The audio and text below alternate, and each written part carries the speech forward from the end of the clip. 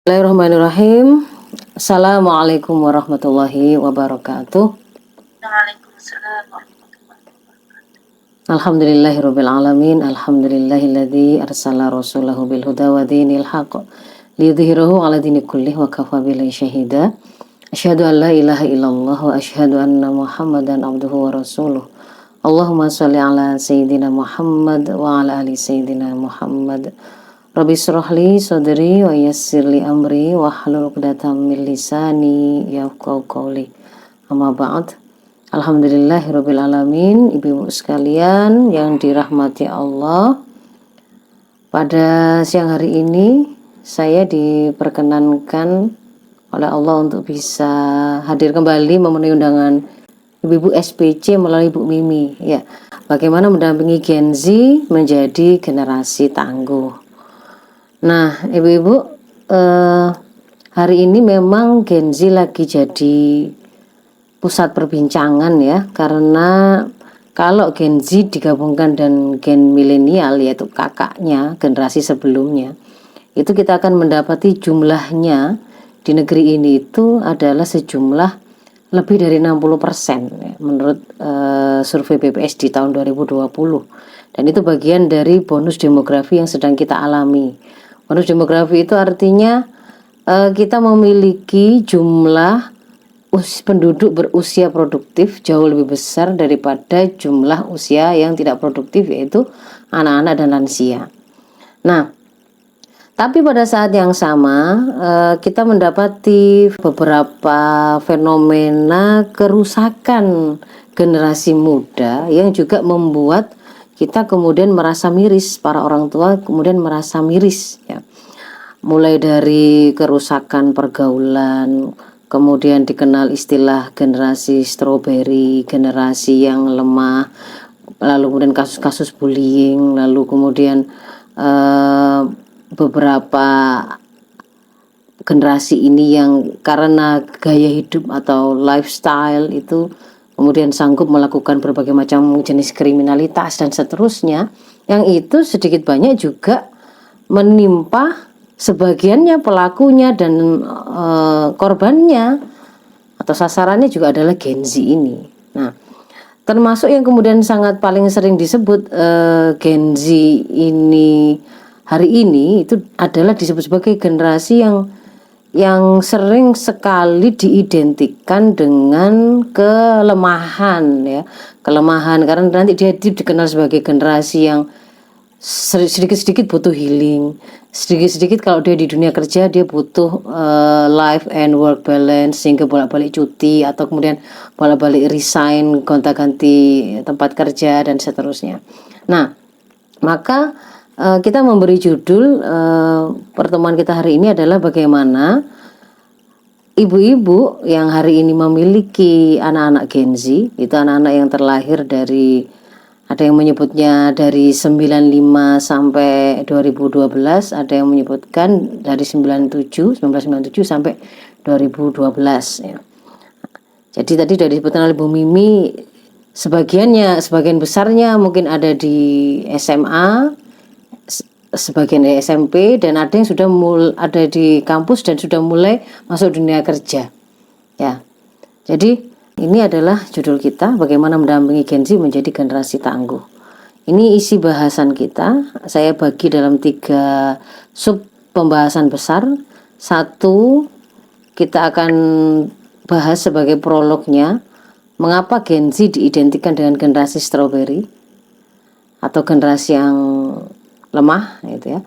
Lalu yang kedua, kita akan coba membuka referensi dan juga memahami fakta real atau fakta lapang dari Gen Z, karakternya itu seperti apa, supaya kita bisa mendudukkan beberapa titik-titik krusial yang menjadi awal munculnya kelemahan. Nah, lalu yang ketiga, kita berbicara strategi untuk mendampingi dan menangguhkan Gen Z. Jadi di situ kita akan membahas apa sih yang dimaksud dengan ketangguhan itu, bagaimana caranya, begitu, ya, sehingga kemudian kita bisa melejitkan apa yang jadi potensi dari anak-anak kita Gen Z dan ketangguhan itu bukan lagi menjadi sesuatu yang tidak mungkin atau masih mimpi untuk direalisasi. Nah, masuk kepada yang pertama, prolog, mengapa Gen Z diidentikan dengan generasi strawberry. Ini ya, sebenarnya istilah strawberry generation ini sebenarnya adalah berawal dari Cina ya. Waktu itu diperkenalkan istilah strawberry ini karena dia mewakili gambaran atau karakter indah, bagus, itu nampak ranum, nampak keren, nampak cantik di luar, tetapi sangat rapuh. Nah, dia sulit untuk bertahan kalau kena tekanan, kena goncangan, kena goyangan. Nah, yang ini digunakan untuk mewakili generasi-generasi yang di sana dilahirkan setelah tahun 1981, yang itu memiliki karakter yang sangat rapuh, yang itu berbeda dengan generasi orang tuanya, itu begitu. Dia berasal dari bahasa Tionghoa yang diarahkan,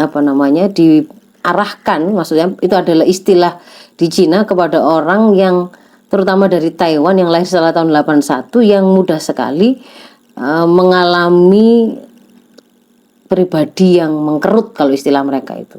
Dia tidak bisa menghadapi tekanan sosial, kerja keras seperti orang tua mereka. Dikatakan mereka manja, mereka suka menyendiri, arogan, malas bekerja, terlihat indah dan eksotis dari luar, namun mendadak hancur ketika terbentur sesuatu. Nah, ini juga digunakan untuk menyebut milenial di Asia ya, generasi milenial ini, karena ini perbatasan. 81 itu masih generasi milenial waktu itu.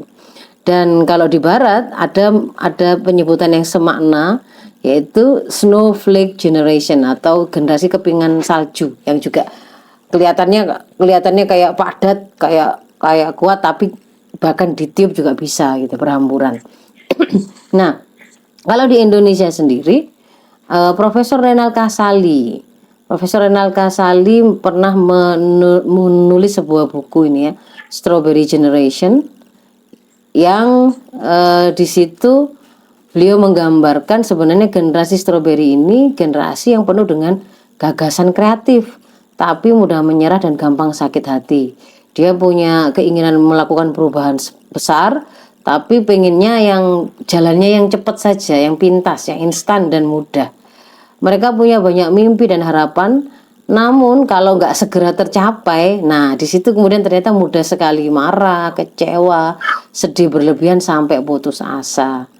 Dan ketika kemudian ada masalah, alih-alih berusaha menyelesaikannya, malah mereka kemudian malah lebih senang mencari kesenangan untuk mengalihkan masalah tersebut daripada menghadapi dan menyelesaikannya. Itulah yang kemudian dimaksudkan dengan generasi strawberry itu. Jadi sebenarnya kalau generasi strawberry yang itu identik dengan kelemahan, itu tidak hanya dialamatkan atau dinisbahkan kepada Gen Z, tapi juga ke generasi kakaknya, yang terutama adalah di generasi milenial akhir, yang itu merupakan sudah melalui peralihan ke arah Gen Z.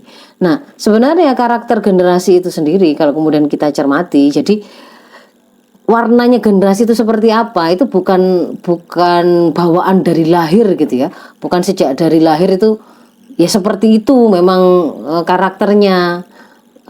Generasinya baby boomers, itu generasi tahun 40-an, lalu melahirkan anak generasi X, lalu generasi X itu diteruskan dengan generasi Y atau milenial, dan sekarang Z, dan ada setelahnya itu post Z, itu alpha dan seterusnya. Maka sebenarnya semua karakter ini tadi, generasi-generasi ini tadi, itu kemudian tidak merupakan bawaan dari mereka sejak lahir atau penciptaan, tapi dia dibentuk oleh masa ya, zaman dan apa saja yang kemudian ada di dalamnya yang berinteraksi membentuknya. Jadi termasuk di situ peradaban dan ideologi apa yang memimpin, perkembangan sains dan teknologi, hasil-hasil pembangunan itu yang seperti apa, dan yang kemudian berpengaruh juga adalah pola asuh dan pendidikan orang tua maupun guru-guru yang kemudian membentuknya, yang membesarkannya. Jadi kayak misalkan Gen Z nanti ada kekhasannya, dia adalah pada waktu dia lahir itu dunia sedang ada dalam posisi kematangan teknologi, terutama dalam hal dunia digital misalkan. Yang itu nggak ditemui itu di generasi baby boomers misalkan, atau X ya, X yang awal-awal pada waktu mereka itu dibesarkan. Mungkin pada waktu mereka sudah jadi orang tua yang membesarkan Gen Z, dia baru mengenal teknologi dan dunia digital begitu. Nah, kita mulai masuk pada bagaimana karakter Gen Z yang kemudian itu harus kita kenali supaya kita bisa tahu titik-titik krusial mana yang itu sebenarnya menjadi awal kemunculan kelemahan. Ya, yang pertama, karena dia dilahirkan antara 1997 sampai 2012 ya Ibu ya, atau 1995 sampai 2012, ada yang menyebutkan begitu. Maka itu kalau secara global Ibu tahu di dunia kan sedang terjadi krisis global pada waktu itu. Kasus Lehman Brothers, kredit macet, perumahan banyak sekali pabrik industri besar yang kolaps saat itu ya. Di Indonesia sendiri kemudian merembet sampai kita juga mengalami krisis moneter di 1997.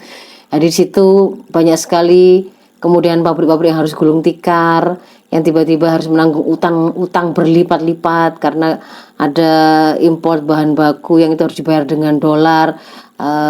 Rupiah yang sebelumnya itu dibandingkan kursnya dengan dolar, itu $1 sebelumnya 2.500 melonjak sampai 12.500 sampai bahkan 15.000 pada waktu itu. Yang itu membuat ada banyak sekali PHK, ada banyak sekali orang-orang yang itu orang tuanya Gen Z, berarti kan generasi X yang itu sedang menjalani hidup seolah-olah direset ya. Mengulang dari awal karena kondisi ekonomi yang tiba-tiba mengalami pemecatan, harus kemudian struggle sendiri, mencari jalan lagi untuk mencari kerja lagi dan seterusnya. Jadi di situ ada kondisi dunia yang serba tidak menentu, ada resesi ekonomi, mulai masuk proses perubahan digital, transformasi digital, ada invasi di beberapa negara, bencana alam dan juga wabah penyakit yang ini membentuk satu mental insekuritas tersendiri bagi orang tua Gen Z, yaitu Gen X. Nah, mereka sendiri ada pada posisi seperti itu, yang juga merasa memiliki kekhawatiran tentang masa depan. Pada saat yang sama mereka juga gaptek karena ini kan dunia digital masih baru mereka kenal.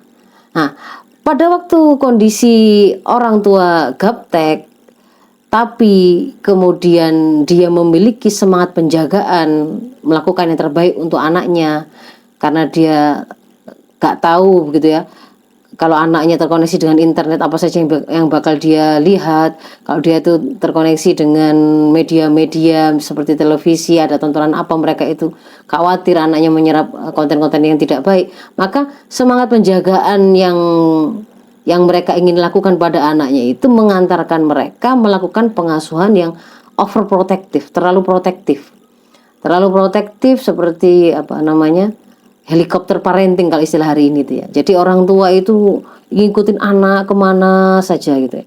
Semua sudah didesainkan oleh orang tua.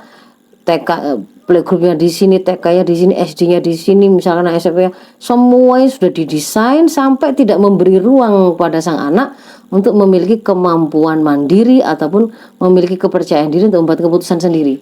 Nah, disinilah kemudian akan menjadi titik awal pertama lahirnya generasi stroberi itu, karena dia memang dibesarkan tidak untuk menjadi anak-anak yang mandiri, yang mengerti bagaimana menyelesaikan persoalannya sendiri, yang bisa mengambil keputusan atas segala pilihan-pilihan yang menurut dia itu terbaik untuk dia ambil. Itu kemampuan itu dimandulkan bahkan oleh orang tuanya sendiri melalui pola asuh yang keliru. Itu titik yang pertama.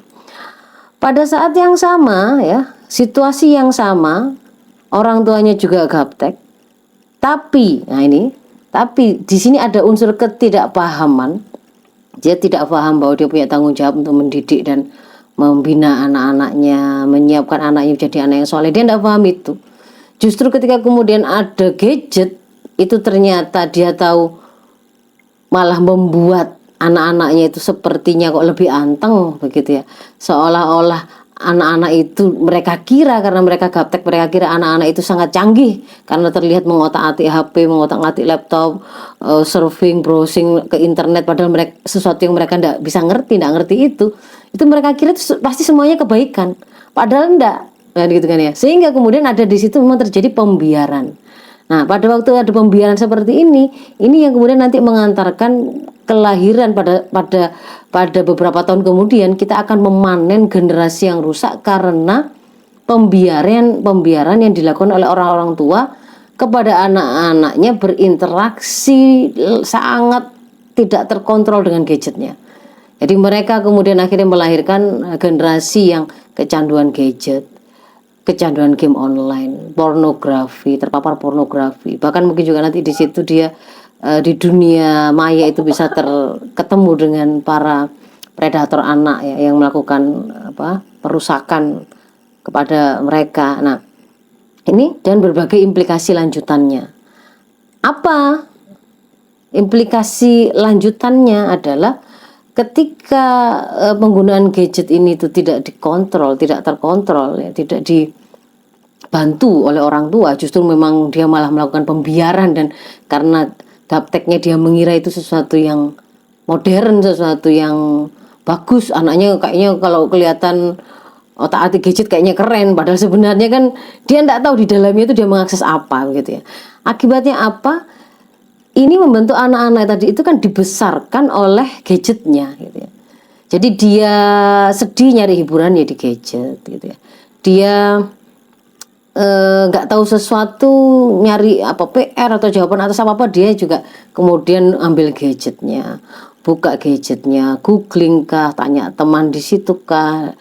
Bahkan kemudian misalkan dia itu merasa butuh ada orang yang bisa diajak ngomong karena di rumahnya itu dia sendirian, tidak pernah ada orang tua misalkan ya kan, dan di situ cuma difasilitasi dengan adanya wifi yang cepat dan gadget yang bisa dia pakai kapanpun di kamarnya, maka dia bisa kemudian menemukan orang yang kemudian dia anggap lebih peduli sama dia di sana di dunia maya tadi. Maka di situ dia tampilannya akan menjadi anak-anak atau generasi yang individualis ya. Dia hanya butuh gadgetnya, orang tuanya datang, orang tuanya pergi, dia juga nggak peduli. Orang tuanya nggak ada juga nggak masalah, yang penting gadgetnya tetap ada dan jaringan internetnya ada. Jadi egois, antisosial, dan dia nggak merasa butuh ketemu orang. Makanya kan ada anak-anak yang pada waktu diajak mudik gitu ya, anak SD diajak mudik, karena dia tahu waktu mudik itu ndak ada di desanya, neneknya itu ndak ada internetnya. Dia marah-marah, dia nggak mau dibawa mudik itu tadi. Karena dia nggak bisa membuka gadgetnya, nggak bisa meneruskan main gamenya dan seterusnya. Jadi dia sampai seperti itu. Bahkan nanti pada tataran yang sangat ekstrim gitu ya, dia bahkan nggak bisa membedakan kehidupan dunia nyata dan game yang dia mainkan. Nah itu yang membuat dia kemudian juga tampilannya itu emosinya labil. Dilarang matikan HP saja atau HP yang kehabisan baterai saja dia bisa ngamuk nggak karu-karuan begitu, bisa melempar apa saja, bisa memukul siapa saja. Dia juga sulit untuk kemudian beradaptasi dengan situasi-situasi yang berbeda begitu, ketemu dengan orang banyak. Ini tidak hanya anak-anak, bahkan orang dewasa pun ketika kemudian sudah kadung kecanduan seperti ini gitu ya, HP dibawa kemana-mana, sampai ke kamar mandi pun dibawa begitu. Itu diantara tanda bahwa dia sudah mulai kecanduan. Akhirnya memang mengalami masalah di dunia nyatanya, di dalam interaksi sosialnya. Jadi disitulah kemudian juga titik berikutnya adalah mereka juga mudah mengalami gangguan kesehatan mental.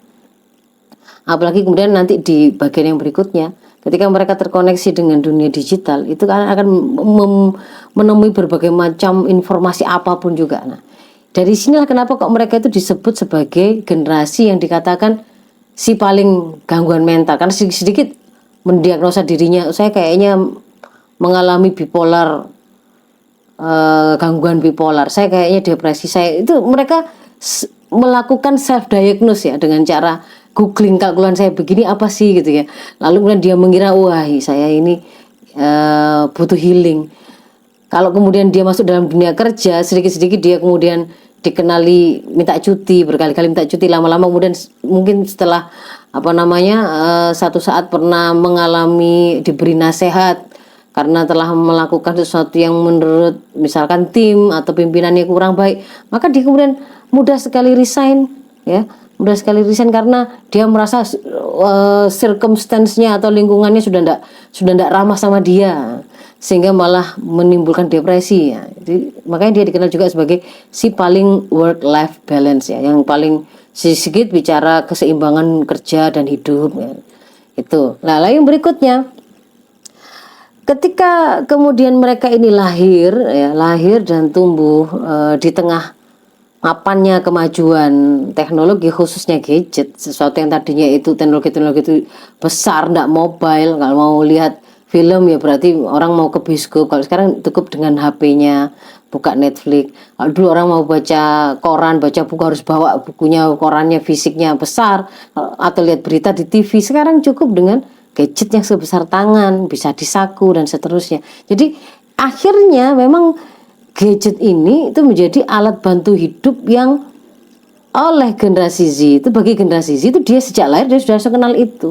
Dia sudah langsung kenal bahwa belanja itu tidak harus jalan ke pasar. Sudah cukup dengan mengeklik beberapa aplikasi marketplace, dia bisa belanja cukup dari kasurnya. Kalau sekolah itu tidak harus, atau nyari guru tidak harus kemudian pergi ke kampus mana, ke sekolah mana untuk melakukan kursus ini, mengambil pendidikan ini. Dia mengenal aplikasi-aplikasi kursus online atau pembelajaran jarak jauh dan seterusnya yang itu bisa mereka lakukan cukup dengan di atas kasurnya, begitu kan ya. Ataupun misalkan kalau mau mengundang, mengirimkan undangan kalau pengajian misalnya begitu. Kalau dulu orang harus jalan gitu kan ya. Ini dia cukup nge-share pamflet ya, melalui sosmed dan seterusnya. Jadi karena mereka banyak sekali terbantu oleh gadget ini, ya, bahkan tidak perlu keluar rumah, tidak perlu keluar kamar, tidak perlu jalan, akhirnya mereka banyak melakukan tugas atau aktivitas itu di atas kasurnya. Dari situlah yang kemudian muncul istilah mager itu, generasi mager, malas bergerak, atau disebut generasi rebahan karena sering tidur-tiduran saja gitu ya. Bahkan kerja pun mereka nanti milih yang sambil rebahan karena bisa dilakukan secara online. Nah, itu yang kemudian membuat mereka itu melakukan namanya sedentary lifestyle, gaya hidup sedenter. Sedenter itu nggak pakai banyak gerak, nggak pakai banyak jalan. Akhirnya mereka itu kakinya tidak cukup banyak dipakai berjalan, dia jarang terpapar matahari, paru-parunya tidak terlatih untuk menghirup oksigen bebas, dan kemudian jantungnya itu memompa darah yang dibutuhkan, sehingga akhirnya itu menimbulkan mereka memiliki kelemahan yang berikutnya, itu kelemahan fisik. Makanya si Gen Z ini juga dikenal sebagai si generasi jompo. Nah, ini titik yang keempat. Lalu yang kelima, bahwa mereka sangat mahir, sangat menguasai menggunakan teknologi tadi dalam berbagai sendi kehidupan. Bahkan dikatakan penggunaan teknologi pada generasi Z ini, Gen Z ini, itu sama alaminya layaknya mereka bernafas. Sehingga hal itu akan membuat dia sangat bergantung teknologi. Nah, ketika dia sangat bergantung teknologi ini, maka di titik itulah kita akan temukan ada banyak sekali life skill yang terpangkas, terutama dalam hal-hal yang itu mengharuskan mereka nggak menggunakan gadgetnya, nggak menggunakan internet. Jadi ketika kemudian mereka harus tatap langsung dengan orang, ya. Kalau misalkan dulu kita mengundang pengajian, itu kan kita harus fotokopi, ya. Fotokopi itu berangkat dulu ke tokonya. Lalu kemudian berkomunikasi dengan si tukang fotokopinya. Nah, di situ kan ada skill berkomunikasi dengan orang asing misalkan, skill berkendara, skill memulai menyapa orang. Nah, ini ketika kemudian itu digantikan dengan share link atau share pamflet atau menge-share info melalui sosmed begitu ya.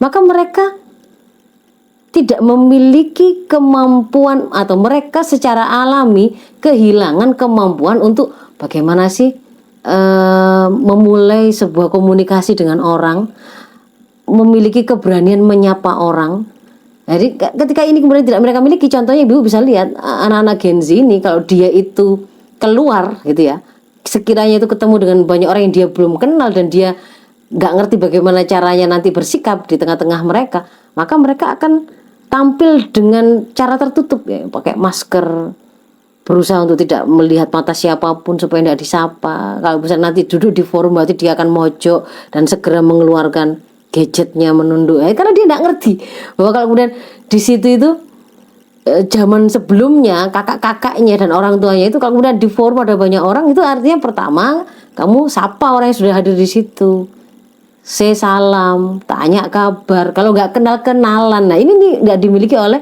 anak-anak Gen Z. Di antara life skill yang terpangkas secara alami, terutama dalam hal melakukan interaksi interpersonal langsung dan sejenisnya. Nah, itu titik kelemahan yang kelima. Lalu yang keenam, karena mereka lekat dengan teknologi sebagai alat bantu, ya. Ini memang akhirnya terbiasa kerja itu yang cepat, gitu ya. Nyari referensi, kalau kita dulu ngerjakan PR, ngerjakan tugas, itu kan kita harus, kalau nggak tahu, kita harus nanya ke guru, nanya ke teman yang bisa, berangkat ke sana, nanya ke guru minta dijelaskan, atau tanya ke guru lesnya, atau kemudian kita kalau mandiri kita hunting buku misalkan ya, ke perpustakaan, mencari, membaca katalognya, mencari bukunya, lalu membukanya, membacanya dan seterusnya. Tapi kalau kemudian Gen Z, dia tidak terbayang kenapa harus sesusah itu gitu ya. Hanya nyari referensinya kok sesusah itu. Cukup googling apa judul bukunya, siapa penerbitnya, siapa nama penulisnya, sekali klik dia bisa langsung dapat.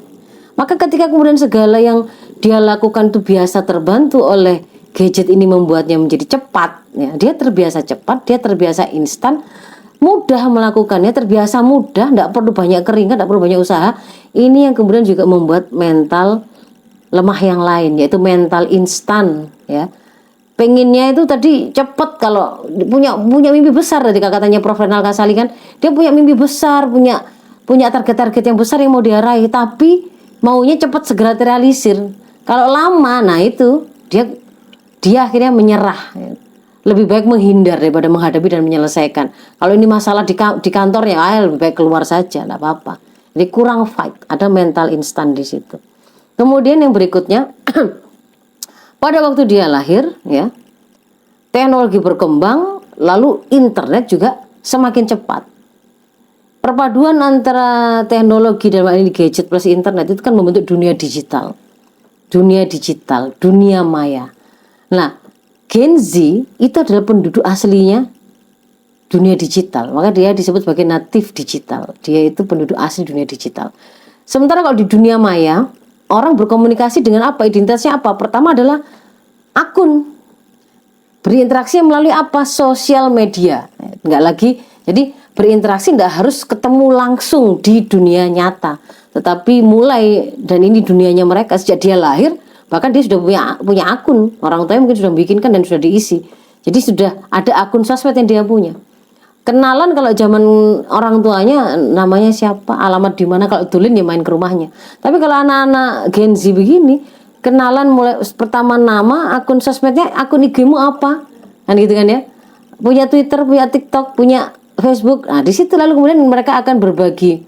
Itu ibaratnya adalah etalase dari pribadi mereka, itu kan ya. Akun-akun itu etalase pribadi mereka, di mana mereka mau menampilkan profil mereka itu ingin dikenali seperti apa. Maka di sosmed itulah nanti kemudian dia akan munculkan.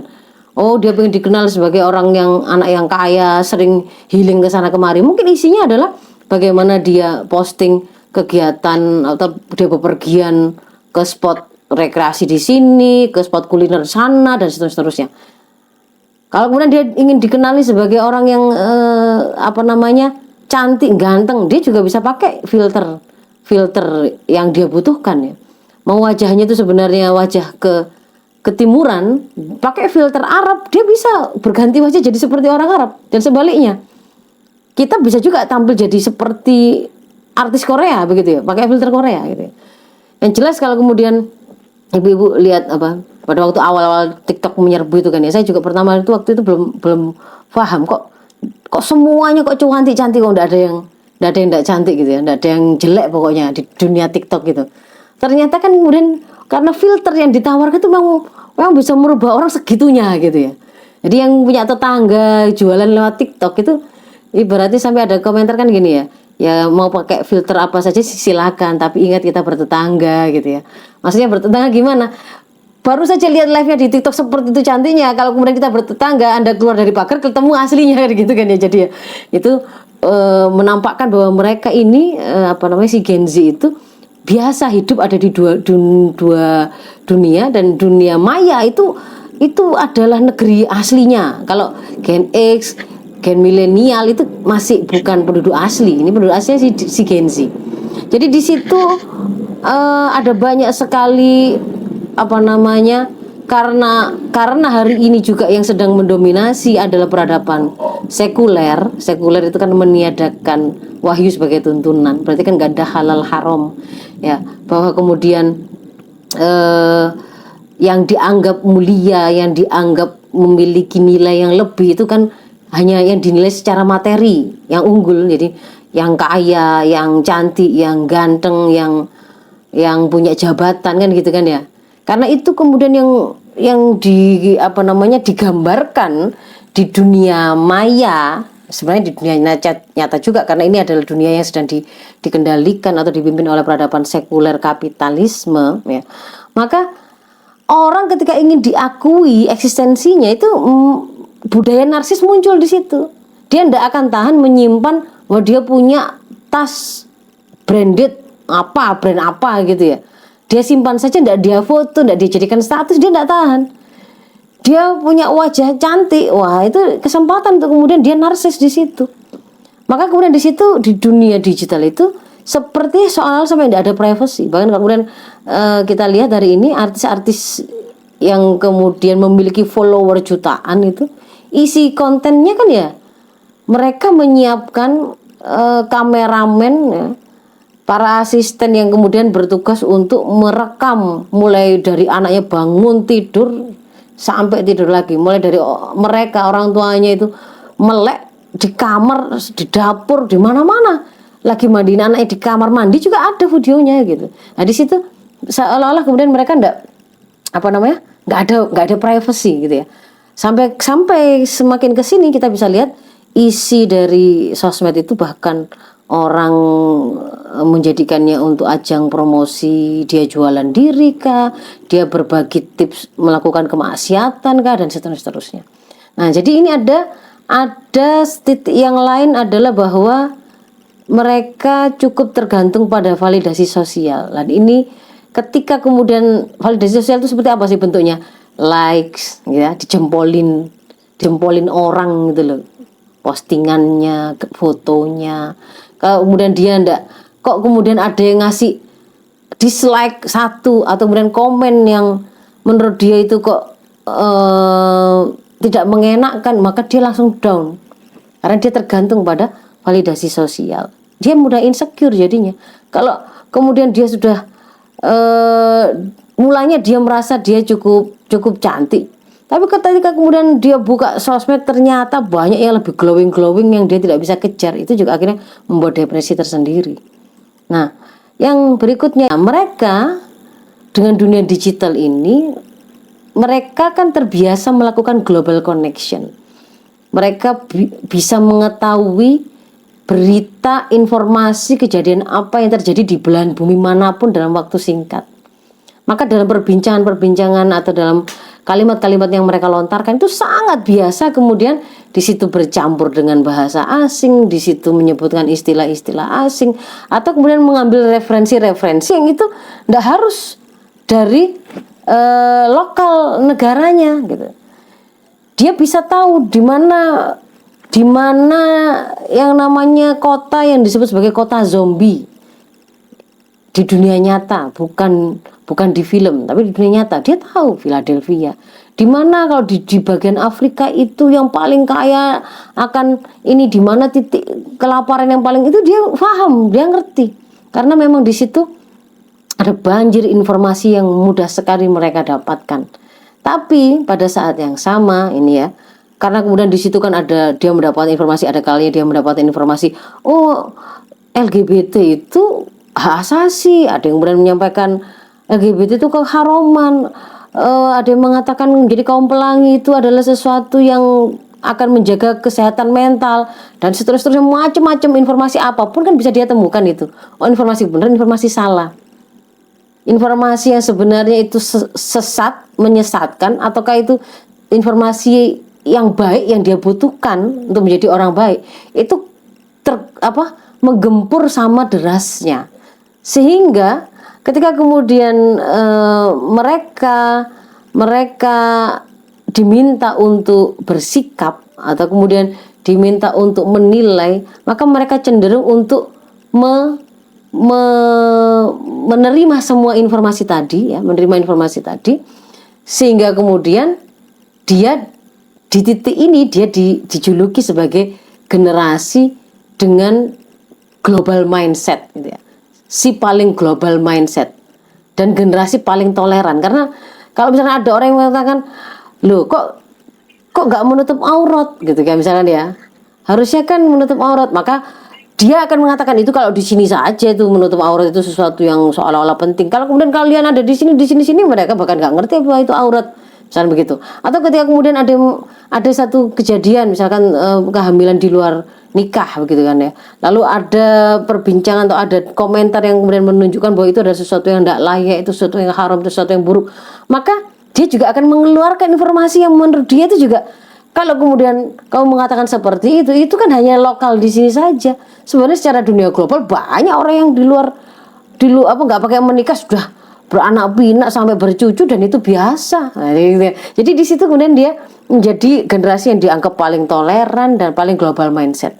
Nah, pada saat yang sama itu sebenarnya artinya kalau ini adalah Muslim, itu kan dia adalah anak yang paling nggak punya identitas, gitu kan ya. Maka dia bisa sangat mudah diombang-ambingkan tergantung siapa yang kemudian lebih mendengung kepada telinganya, yang paling besar atau keras bisikannya, sehingga membuat dia akhirnya lebih mengambil ini tadi, mengambil suara yang terdekat dengan dia. Tapi sebenarnya secara umumnya mereka justru jatuh kepada situasi akhirnya sulit mendefinisikan diri.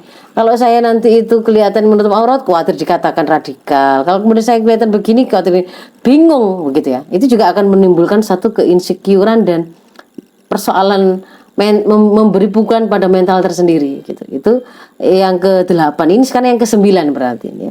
Yang ke-9. Ketika dia tadi itu ya, menjadi natif digital, penduduk asli dunia digital, dia banjir info, ada informasi macam-macam masuk, padahal info itu setiap detik itu kan berubah-berubah kan, berubah-berubah, selalu ada, dan seolah-olah ada lagi yang besar, ada yang lebih baru, ada yang lebih sadis, ada yang lebih menarik, ada yang lebih keren, wah begitu, seterusnya seperti itu, serba cepat berubah, serba acak. Yang kalau kemudian saat dia itu ketemu dengan teman-temannya, apa yang kemudian diperbincangkan juga nggak lepas dari berbagai macam info apa yang sudah kamu ketahui. Lagi saatnya ramenya konser Coldplay misalkan, dan dia nggak ngerti Coldplay itu apa, maka itu akan membuat dia seolah-olah kurang posisinya di hadapan teman-temannya. Akhirnya apa? Ini membentuk satu karakter yang lain lagi, takut ketinggalan info, takut tidak update, karena itu nanti akan berpengaruh pada posisi dia di tengah-tengah circle-nya. Dan itulah yang namanya karakter FOMO itu. FOMO disebut FOMO. FOMO itu singkatan dari fear of missing out. Dia tuh takut sampai nggak ngerti atau kelewatan sesuatu. Maka dia dikenal juga sebagai generasi FOMO. Nah, itu adalah beberapa karakter yang menjadi titik lemah dari si Gen Z tadi. Sekarang kita masuk ke subbagian bahasan yang ketiga, yaitu kita mulai masuk kepada bagaimana strategi kita mendampingi dan menyiapkan Gen Z tadi menjadi tangguh. Yang pertama, saya ingin mengajak ibu-ibu untuk mendudukkan makna tangguh itu apa. Ya. Saya bukakan kamus Besar Bahasa Indonesia di situ. Kalau kita tuliskan tangguh, kita akan mendapatkan artinya itu sukar dikalahkan, kuat, andal, tabah, tahan menderita, kuat sekali pendiriannya, kukuh, ya, seorang pejuang yang tangguh.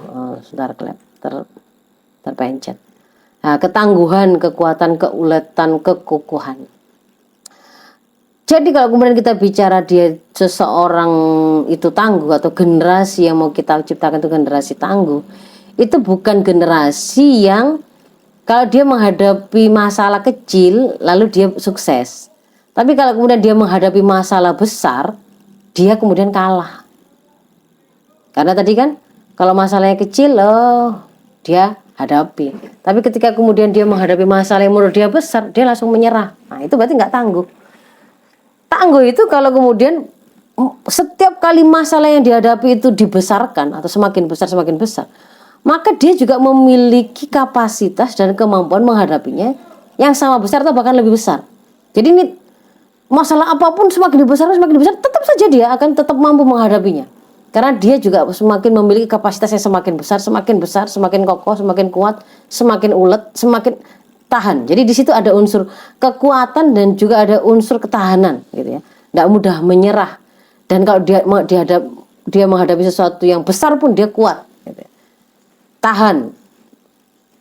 Dari sisi waktu, durasi, dia juga akan bertahan. Nah, ini mengharuskan dia, berarti kan dia harus memiliki sumber kekuatan yang kayak gini nih dari mana? Sumber kekuatan yang nggak ada lemahnya kan gitu, nggak terbatas.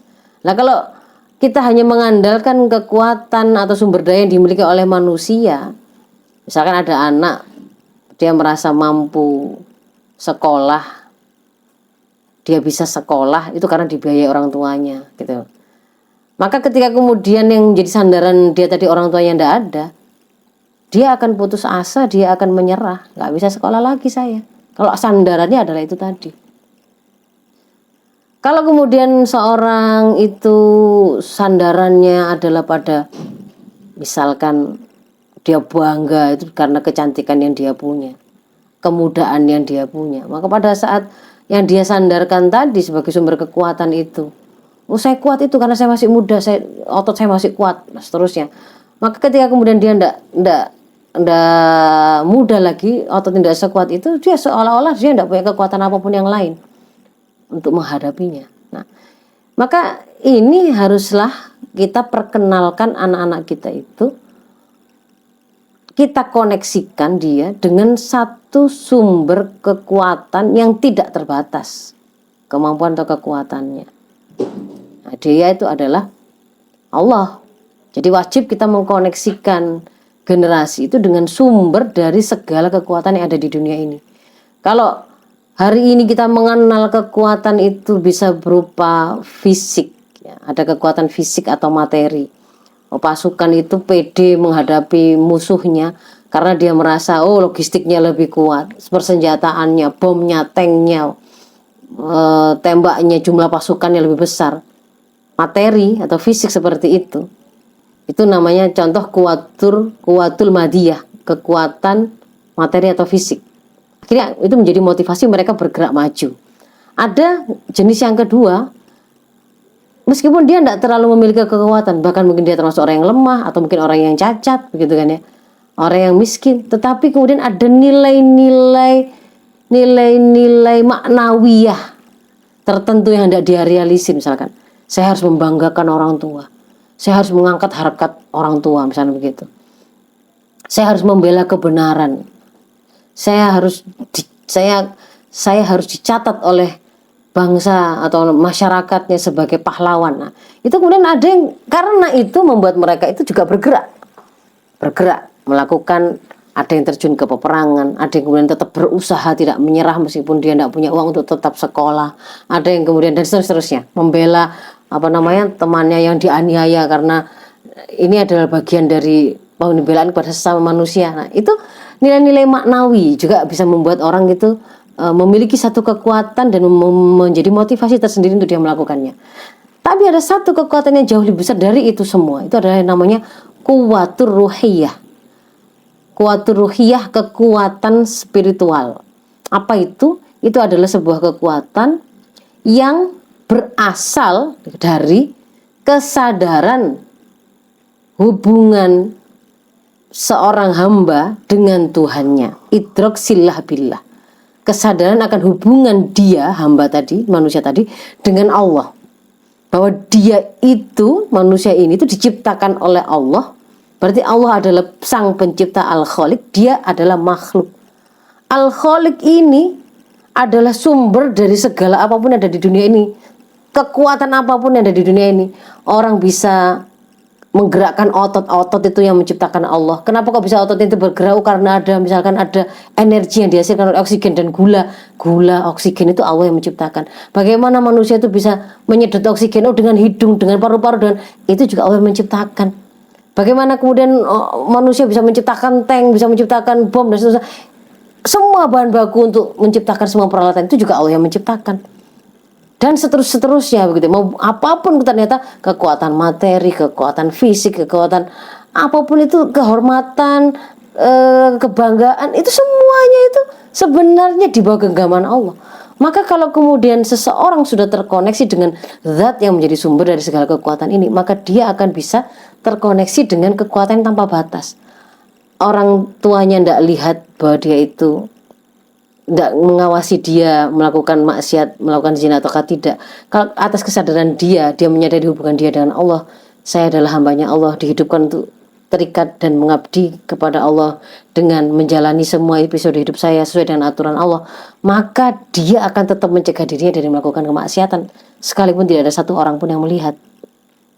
Ketika kemudian misalkan dia itu kehilangan seperti yang ada di Palestina begitu ya, kelihatan rumah itu hancur begitu kan ya. Ketika kemudian dia terkoneksi dengan Allah, bahwa Allah adalah Al-Muhyi Al-Mumit, yang menghidupkan dan mematikan Allah. Tidak masalah dia mati dimanapun dan kapanpun, asalkan ketika sedang dalam beribadah kepada Allah atau taat pada Allah, maka dia menjadi orang yang tidak tampilan takut mati. Dilaparkan pun dia, seandainya mati karena dilaparkan oleh penjajah Zionis Yahudi, itu pun bukan menjadi sesuatu yang menakutkan, karena dia di situ juga ada terkoneksi dengan Allah, yang Allah itu memberikan sebuah janji bahwa ada keadilan Allah, ada hisab, yaumul hisab, ada surga neraka, yang akhirnya membuat dia kan bisa memposisikan yang jelas, yang penting yang jadi ranah saya itu kan ikhtiarnya jangan sampai kemudian meninggalkan ketaatan, jangan sampai kemudian melakukan keharaman, jangan sampai menyerah dan seterusnya. Jadi itu akan membuat generasi muda Islam, kaum muslimin itu akhirnya memang memiliki profil kokoh atau kuat. Makanya kenapa perang Badar 300 kaum muslimin menghadapi 1000 pasukan kafir Quraisy, persenjataan, logistik lebih lengkap, tetap gak menyerah dan bahkan memenangkan pertempuran. Bagaimana Muhammad Al-Fatih, dia sudah berulang kali dan itu pendahulunya bahkan sudah menghabiskan 850 tahun untuk merealisir bisyarah Rasul bahwa akan dibebaskan Konstantinopel. Itu nggak berhasil, tapi ketika kemudian beliau mencoba dan ternyata tidak bisa nembus benteng itu, kecuali dia harus ngambil sisi yang harus menyeberangkan kapal laut menaiki bukit Galata, dia lakukan itu dan dia bisa menyebarkan puluhan kapal laut menaiki bukit Galata dalam semalam. Apa yang membuat dia menggerakkan seperti itu? Berpikir dia harus bukit Galata yang berupa hutan-hutan itu dia harus tebang pohonnya, dia harus minyaki dengan lemak-lemak hewan untuk digelindingkan kapal di atas. Punya kreativitas seperti itu dari mana? Ya karena berasal dari idrok sillah billah. Dia menyadari bahwa Allah memerintahkan mereka untuk membebaskan Konstantinopel, dan dikatakan yang berhasil melakukan itu adalah pasukan terbaik.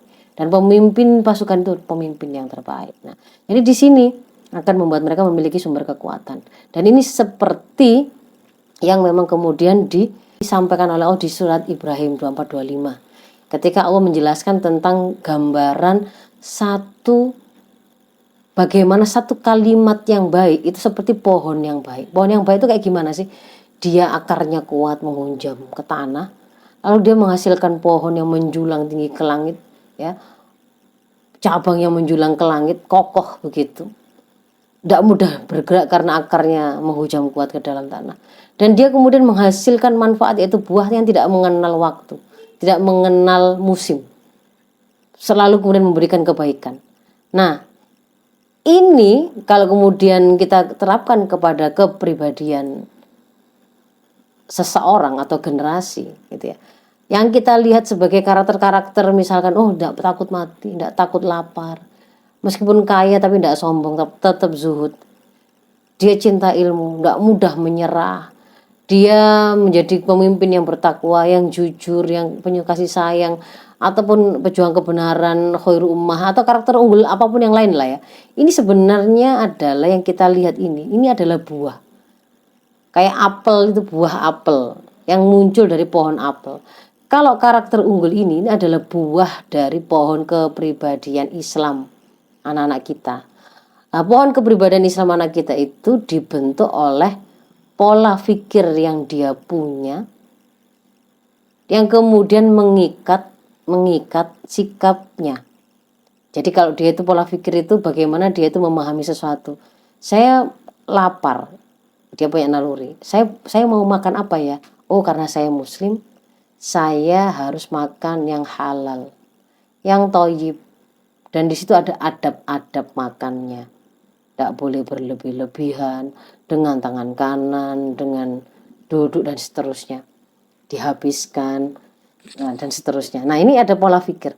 Ketika kemudian hasil pemikirannya tadi, kesimpulan tadi dia realisasikan untuk mengikat amalnya, sehingga ketika dia itu makan, dia pilih makan dengan cara yang seperti tadi itu. Dia nggak makan babi, dia nggak minum khamr, dia nggak kemudian menjadi orang yang membuang-buang makanan, mubadzir. Maka pada saat itu terbentuklah pola pikir dan pola sikap yang islami.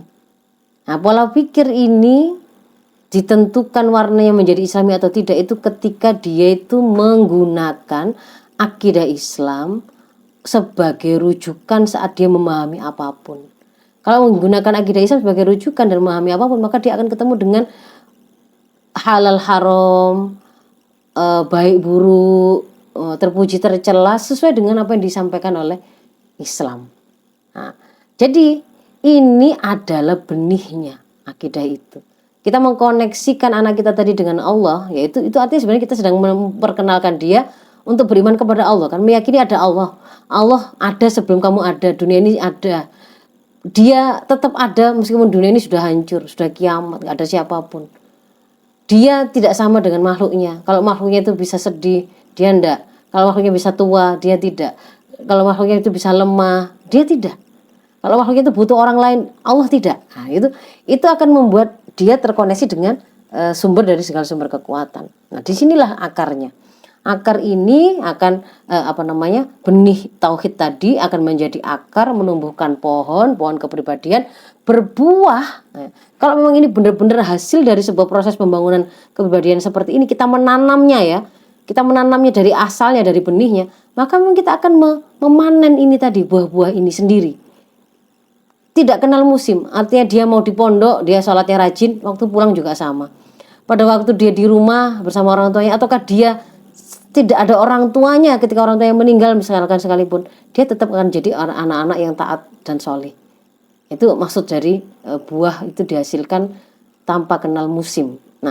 Nah, proses pembentukan kepribadian ini itu disiapkan melalui sebuah proses pengasuhan dan pendidikan sesuai tahapannya. Jadi di sini ada unsur kontribusi dari pertama orang tua dan guru-guru berikutnya sesuai tahapan tumbuh kembangnya gitu ya.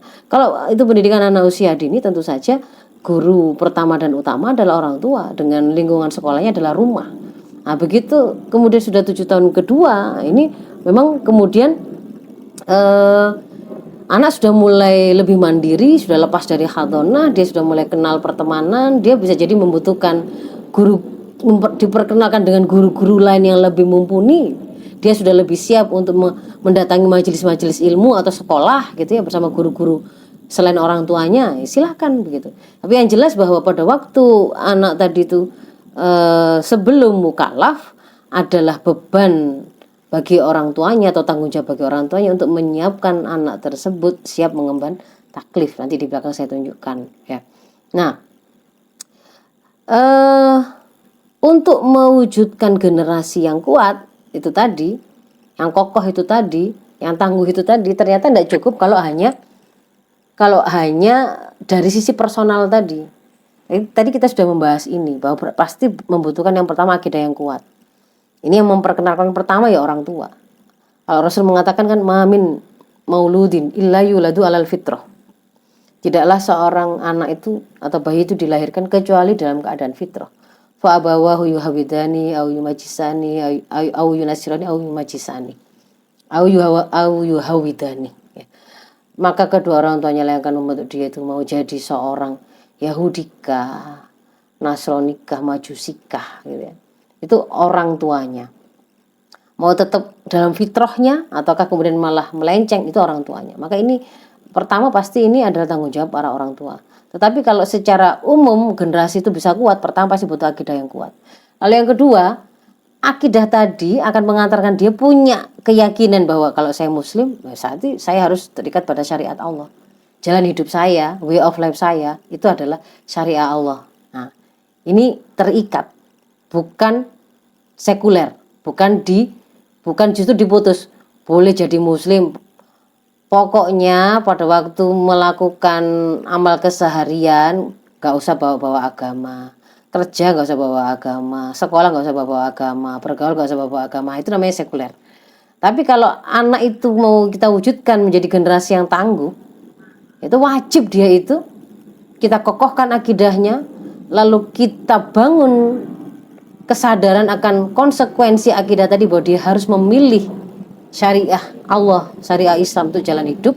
Dan berikutnya yang ketiga, itu kita harus kemudian melengkapi sakofah dan pemahaman yang dia butuhkan tentang syariah yang jadi jalan hidup dia tadi, disertai dengan membina dia untuk semakin dekat kepada Allah, supaya dia itu punya dorongan untuk terikat kepada aturan Allah itu dengan suka hati, bukan karena dipaksa, bukan karena diancam dan seterusnya. Jadi ini sakofah dan pemahaman syariah Islam ini semakin lengkap, anak itu akan semakin tertunjuki, akan semakin tercegah dari melakukan kesalahan. Jadi untuk tahu bahwa zina itu sesuatu yang harus dia hindari, itu tidak nunggu dia salah gaul dulu lalu merasakan keburukan akibat ketika kemudian dia berzina, mungkin hamil di luar nikah, mungkin dia depresi, mungkin dia harus aborsi atau kehilangan organ reproduksinya karena melakukan aborsi yang tidak aman dan seterusnya. Nah, tidak perlu dia itu kesasar seperti itu kalau dia sudah memiliki kelengkapan sakofah, memiliki pemahaman yang benar, dan dia sudah diajari, dibina untuk mengambil jalan hidup tadi. Ini yang ketiga. Nah, yang keempat, selain pohon ini sendiri itu ya, ada unsur tempat tinggal pohon ini. Dia kan tinggal di tanah, dia butuh oksigen, dia butuh air ya. Ini adalah ibaratnya masyarakat ya. Dia butuh lingkungan dan masyarakat yang kondusif. Masyarakat yang kondusif itu adalah masyarakat yang mereka berusaha menjaga kebaikan itu ada di tengah-tengah mereka, dan berusaha menghindari dan menghapuskan ketika ada kemaksiatan atau kerusakan di tengah-tengah mereka. Jadi mereka adalah pelaku amar ma'ruf nahi munkar. Lalu yang berikutnya, bahwa masyarakat itu warnanya seperti apa, itu kan sangat dipengaruhi oleh kebijakan apa yang diterapkan. Kebijakan apa itu adalah negara sebagai penerapnya. Negaranya karakternya kayak gimana? Merawat rakyatnya atau tidak? Peduli sama rakyat atau tidak? Melindungi generasinya apa tidak? Gitu. Nah, tentu saja negara yang terbaik untuk melindungi generasi Islam dan juga siapapun umat manusia, kita memahami dan meyakini yang punya karakter ro'in itu pemelihara, junah itu adalah pelindung gitu ya, perisai, itu ya negara yang dia mau menerapkan syariah kafah di sini tadi, maka dia akan bisa melaksanakan tanggung jawabnya. Nah, lalu kalau memang kemudian tadi itu ada unsur pertama, kita harus membantu menguatkan akidahnya. Gimana caranya? Nih saya tunjukkan yang pertama ya, untuk memiliki akidah yang kokoh. Keimanan yang kokoh itu tidak bisa didogmakan, tetapi dia didapatkan melalui metode atau thoriqul iman yang sahih. Jadi dia harus melakukan proses pembuktian itu bisa dilakukan menggunakan dalil. Dalil itu bukti. Bukti itu bisa menggunakan bukti yang sifatnya akli, yang menggunakan proses berpikir, atau bukti yang bersifat nakli atau dinukilkan dari suatu sumber yang kemudian bisa kita tunjukkan, kita buktikan bahwa itu pasti benarnya. Gitu. Nah, di sini nih, maka harus kita ajari anak-anak kita itu, meskipun dia itu masih anak-anak, itu sudah mulai kita bangun yang namanya keimanannya itu, bukan sekedar hanya mengenalkan nama Allah gitu saja, tidak, tapi siapa Allah, apa hubungannya dengan dia. Setiap kali misalkan kemudian kita misalnya memberi hadiah kepada anak kita, lalu dia sangat gembira, sangat senang, kita sampaikan bahwa itu hadiah. Ibu bisa ngasih hadiah itu karena Allah memberi rizki kepada kita, kepada ibu. Jadi tadi ibu bisa membelikan mainan itu. Maka di situ anak terkoneksi dengan, oh jadi ibuku itu punya uang, itu sebenarnya rizki dari Allah. Allah Ar-Razik. Allah berarti yang sang pemberi rizki. Ketika misalkan kemudian kita ngajari nyanyi pelangi-pelangi alangkah indahmu dan seterusnya, pelukismu agung siapa gerangan. Siapa ya yang menciptakan pelangi itu? Pelangi itu terbuat atau terbentuk dari ada titisan air hujan, tapi kemudian dia itu tipis, tidak deras gitu ya, hanya tersebar di udara lalu kena sinar. Yang menciptakan air hujan Allah, yang menciptakan sinar matahari Allah. Yang air hujan itu dari mana datangnya? Oh, itu dari awan. Awan dari mana? Dari kumpulan-kumpulan tetes-tetes air yang ada di laut, di danau, yang ada di permukaan bumi yang menguap karena apa? Karena ada matahari. Siapa menciptakan matahari? Allah. Yang kemudian membuat si awan tadi berjalan gitu ya, itu karena angin itu siapa yang menciptakan? Angin terjadi, udara bergerak karena ada perbedaan suhu. Siapa yang menciptakan suhu? Ini panas, ini dingin, Allah. Jadi semuanya akan membuat sang anak, oh maksudnya Allah itu yang menciptakan tuh begini, maha sayang, penyayangnya Allah tuh kayak begini, maha pemberi rezekinya itu seperti ini, dan seterusnya. Itu melalui sebuah proses untuk membuat dia itu berpikir sesuai dengan tahapan kemampuan akalnya memahami. Tapi nggak boleh cuma didogma saja, nggak boleh. Harus bisa didatangkan buktinya, didatangkan cara bagaimana anak tadi bisa meyakini. Dan pada saat yang sama kita harus bersihkan anak-anak kita ini dari pemikiran-pemikiran, pemahaman yang sesat, yang melemahkan, yang hari ini bahkan diaruskan. Misalkan moderasi beragama, sinkretisme yang mengajari anak kita semua agama itu benar, nak, semua agama itu sama. Itu akhirnya pada saatnya kita akan memanen anak-anak yang kemudian menjadi murtad dengan mengatakan katanya ustazah, katanya ustadz, katanya ibu guru, semua agama sama. Kata ibu semua agama sama. Berarti kan ya enggak apa-apa tuh saya mau milih agama yang mana, misalnya begitu ya. Maka ini harus kita lindungi dari pemahaman yang sesat dan menyesatkan seperti ini. Pluralisme. Enggak boleh ada klaim kebenaran, padahal kalau kita menginginkan akidahnya itu kokoh atau kuat, itu memang harus kita sampaikan innad dina indallahil Islam. Yang akan diterima itu ya di sisi Allah itu agama itu hanya Islam. Makanya kenapa kemudian kita harus jadi muslim. Kalau kita ngaku muslim, Allah Tuhan kita, maka begini cara hidupnya, ini kitabnya, ini tuntunannya, kan begitu kan ya. Bukan kemudian kita malah mengajarkan enggak, semua agama itu sama benarnya, semua agama itu sama, Tuhan mereka ya ada di langit, jejer-jejer, mereka juga punya masing-masing surga neraka. Jadi yang terbayang oleh anak itu semakin membingungkan kalau seperti itu. Lah kemudian buat apa kemudian dia meyakini Allah itu sebagai penciptanya? Kalau kemudian ternyata sama saja, misalnya begitu kan ya. Jadi itu malah melemahkan, menggoyang keyakinan anak kita. Dan itu nggak akan membuat tangguh anak kita. Lalu yang kedua, tadi kan kita harus membuat anak kita ngerti kalau kamu muslim kamu harus terikat pada syariah. Itu jelaskan gitu ya. Bahwa konsekuensi kita mengakui Allah sebagai Al-Khaliq, itu berarti kita harus mengakui Allah sebagai Al-Mudabbir. Karena Allah kemudian mengatakan tidaklah dikatakan beriman kalian tuh kalau masih punya pilihan lain, kalau ada masalah masih nyari-nyari pilihan lain, konsultasinya ke dukun, konsultasinya kemana-kemana yang itu sebenarnya padahal sudah jelas gitu ya, atas nama kepakar mencari hukum, mana sebenarnya hukumnya khamr itu apa. Khamr jelas haram kan begitu kan ya. Juga ada konsekuensi iman itu karena Allah mengatakan ya ayyuhalladzina amanu dukhulu fis-silmi kafah, ya kan, Al-Baqarah 208. Diperintahkan untuk masuk kepada Islam secara kafah. Kafah itu yang ngambil semuanya. Apa yang diperintahkan diambil, apa yang dilarang ya ditinggalkan. Dalam keadaan ringan ataupun berat, dalam keadaan mudah ataupun susah, itu adalah masuk ke dalam Islam secara kafah. Juga kewajiban menjadikan Rasul, risalah yang dibawa oleh Rasul itu sebagai pemutus, sebagai hakim. Dan ketika sudah diputuskan, menerima dengan sepenuh hati. An-Nisa 65. Di situ Allah bersumpah, bahkan tidak dikatakan beriman seorang kecuali menjadikan engkau Muhammad sebagai hakim atas segala persoalan yang mereka perselisihkan. Kita berselisih, kita ngajari anak kita gimana cara bergaul. Begini pergaulan dalam Islam. Bagaimana cara berpakaian? Begini cara berpakaian bagi seorang mukmin. Ketika sudah diputuskan, maka konsekuensi keimanan itu yang kedua adalah dia menerima dengan sepenuh hati. Pada saat yang sama, kita harus melindungi anak-anak kita dari derasnya arus virus sekulerisme. Gak apa-apa kamu agamamu apa saja terserah, pokoknya harus sama-sama. Ketika bicara mengatur kehidupan masyarakat, jangan bawa agama. Nah, itu namanya sekulerisme. Dan itu tidak boleh. Bertentangan dengan keyakinan yang kita miliki. Yang ketiga yang akan mengokohkan tadi kan dia harus punya sakofah Islam, pemahaman terhadap syariah atau jalan hidup itu semakin lengkap. Maka itu kemudian kita ajarkan bahwa pertama kan kalau mereka bertanya kenapa kok saya harus ngambil syariah Allah sih? Nah itu tadi konsekuensi iman. Kalau kamu mengakui Allah sebagai penciptamu, Allah itu al-mudabbir, Allah juga pengatur. Ketika Allah menciptakan matahari, bulan, bumi dan seterusnya, itu nggak kemudian dibiarkan gitu saja, tapi diatur. Pengaturan yang diberikan oleh Allah itu justru menjamin untuk bagusnya kehidupan dari makhluk yang diciptakannya. Akhirnya planet tidak tabrakan.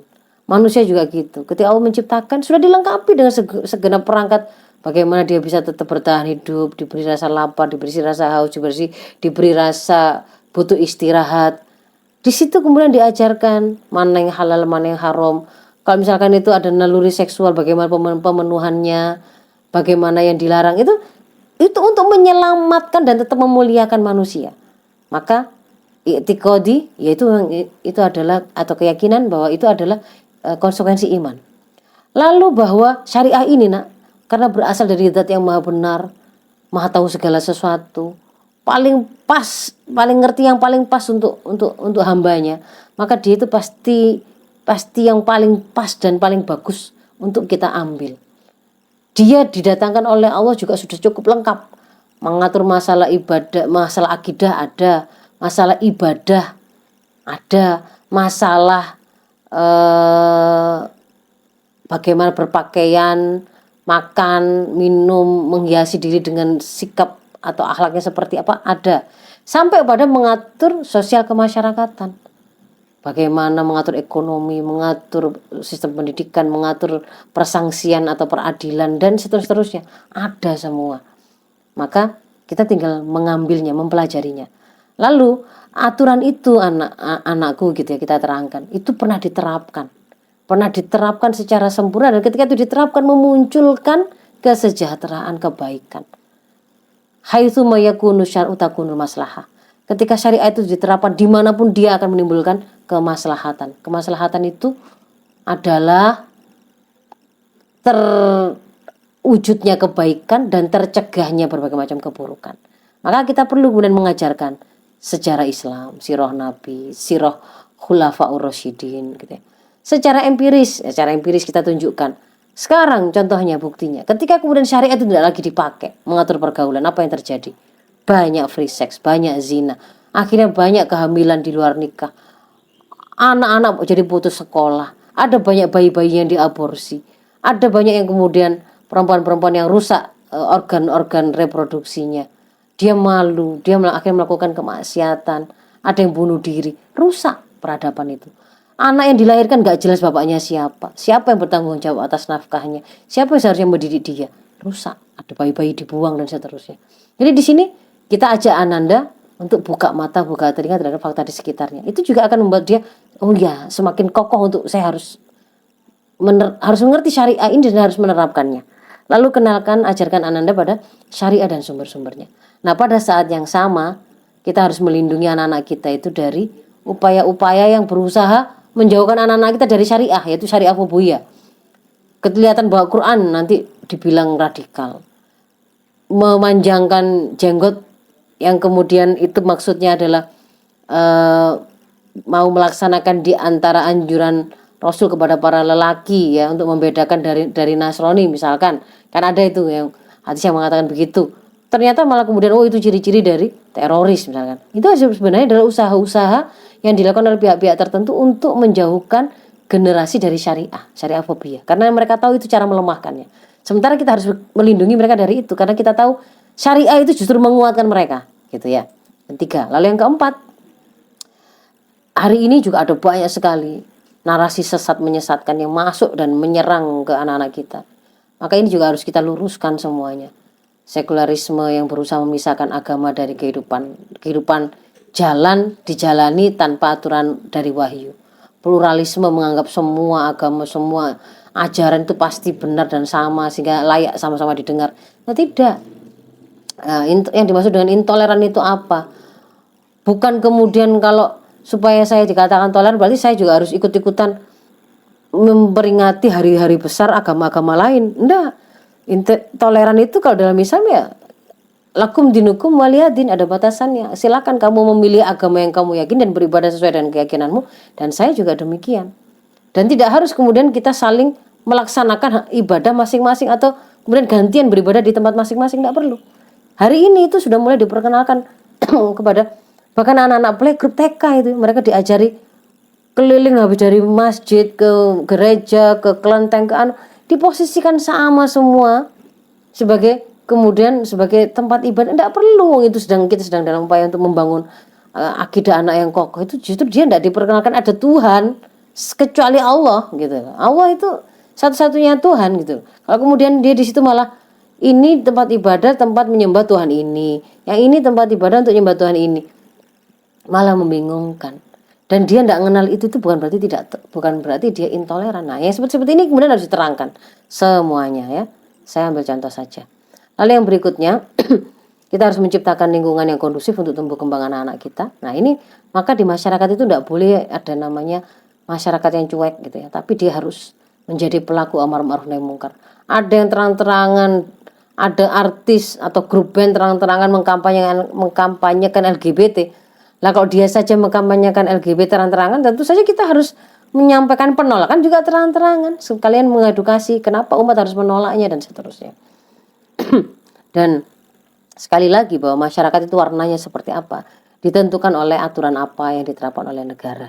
Maka kita perlu dan wajib untuk selalu mengendorse, mendakwahkan, menyerukan agar syariah Islam yang mereka cari, yang masyarakat ini butuhkan untuk solusi, itu sebenarnya yang akan yang dibutuhkan untuk diterapkan di tengah-tengah masyarakat supaya persoalan ini segera selesai. Yang namanya bullying, yang namanya korupsi, yang namanya pelecehan seksual, perkosaan dan pembunuhan dan seterusnya, itu akan bisa diselesaikan dengan penerapan aturan Islam, aturan yang benar di masyarakat. Maka di sini harus sinergis kita melakukannya dari seluruh pilar ya, seluruh pihak.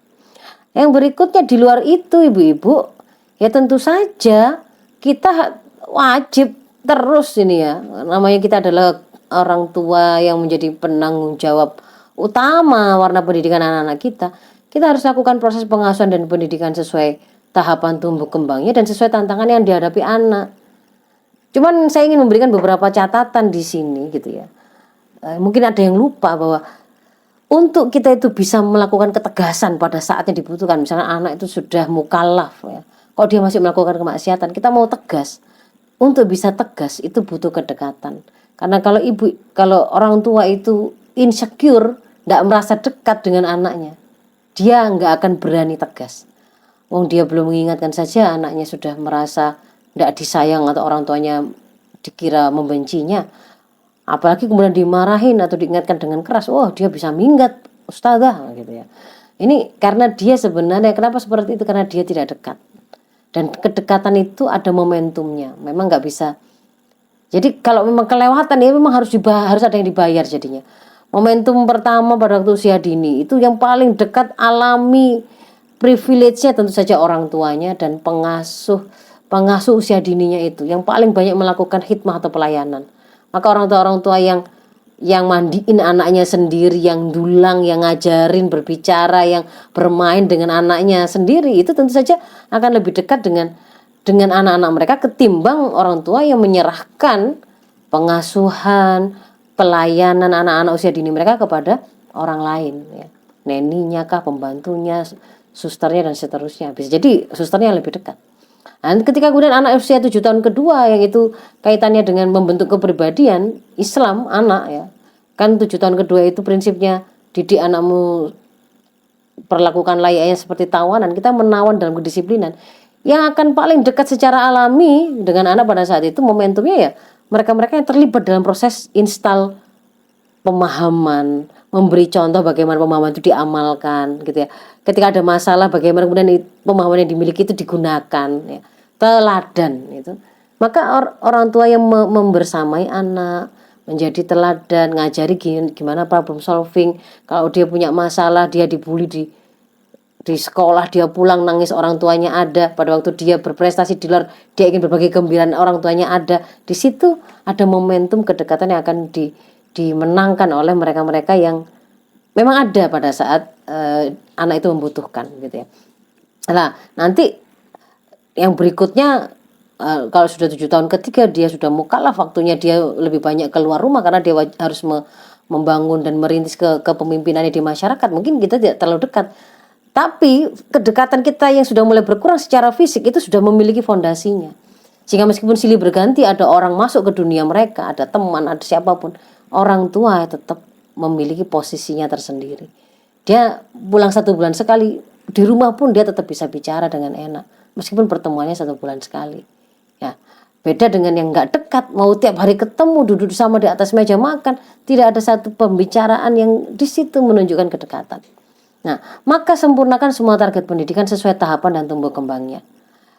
Lalu juga bantu memanage tantangan yang dihadapi. Contohnya tadi Gen Z, kalau dia itu kebanyakan gadget, akhirnya nggak mager, nggak bergerak, akhirnya kan lemah badannya. Maka kalau itu harus dipahami bagaimana sih penggunaan gadget yang bijak itu gimana.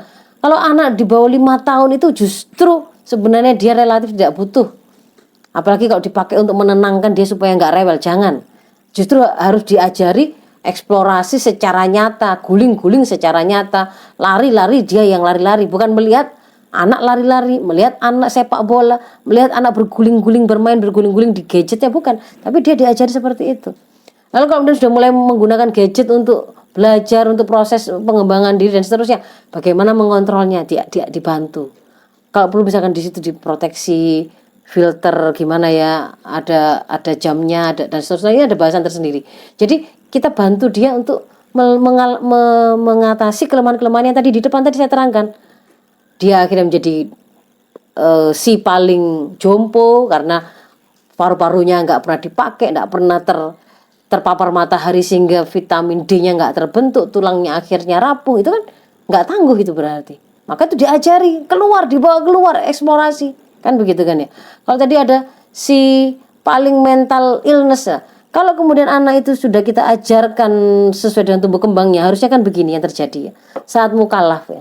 Saat mukallaf dia sudah paham, oh saya ini hamba Allah. Saya hamba Allah, diciptakan oleh Allah untuk hidup terikat sesuai dengan aturan Allah. Maka saya harus tahu bagaimana aturan Allah itu. Butuh ilmunya, butuh pengetahuan tentangnya, maka dia akan paham bahwa saya harus mengkaji Islam. Lalu bahwa setiap amal yang saya lakukan itu kan harus terikat pada syariat, berarti saya harus mengilmuinya sebelum saya beramal. Berilmu sebelum beramal. Dia juga akan paham bahwa inna akramakum indallahi atqakum. Yang paling mulia di sisi Allah itu yang paling takwa, bukan yang paling glowing, bukan yang paling kaya, bukan yang paling keren, bukan yang paling kelihatan ada banyak teman yang mengurubutinya. Sehingga kalau misalnya dia itu dibully karena naik sepeda, temannya naik motor atau mobil, dia tidak akan mudah menyerah atau mudah merasa insecure. Nggak ada masalah.